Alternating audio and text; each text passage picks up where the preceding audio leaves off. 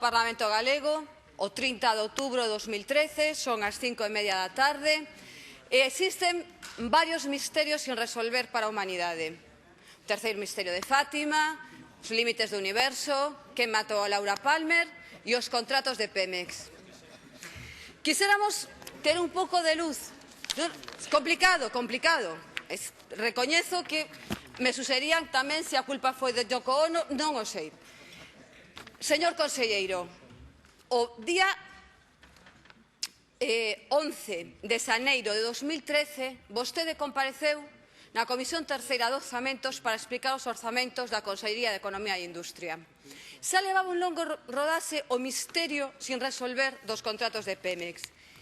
E a instancias de preguntas que lle fixemos nesa comparecencia, vostede, no turno de réplica, está na páxina 29 da acta que acompaña ao anexo desa xuntanza, vostede afirmou isto: unha aposta decidida, firme no sector naval e que no caso da alianza estratégica con Pemex terá o seu desenvolvemento a través, como saben, dun contrato que xa se firmou, que ten o visto e place da Avogacía do Estado, que ten o visto e place de Navantia, que ten o visto e place da propia SEPI e que, polo tanto, ten o visto e place do Goberno de España.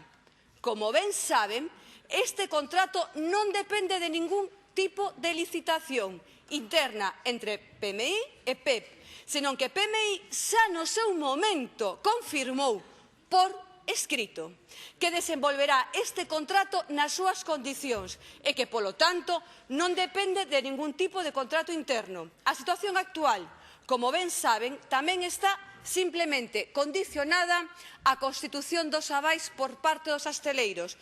Neste momento, o contrato poderá entrar en vigor. A alianza, polo tanto, con Pemex é unha alianza firme que nos entendemos que estamos a traballar neste sentido, que pode estar en desenvolvemento con outro tipo de contratacións. Niso estamos traballando e que, ademais, no caso do sector naval, como ben saben, abrimos no último ano da legislatura un traballo con Brasil para intentar, aquí había son de trompetas, para intentar ver as oportunidades que o descubrimento do xacemento do Presal pode ter para que o sector naval, e nós temos moita confianza que os hostaleiros galegos poidan seguir conquerindo contratos. Señor conselleiro, os contratos de Pemex, que? Moitas grazas. Ten a palabra para respostar o conselleiro de Economía e Industria, don Francisco Conde. Moitas gracias, señora presidenta. Señora Adán, eu entendo perfectamente que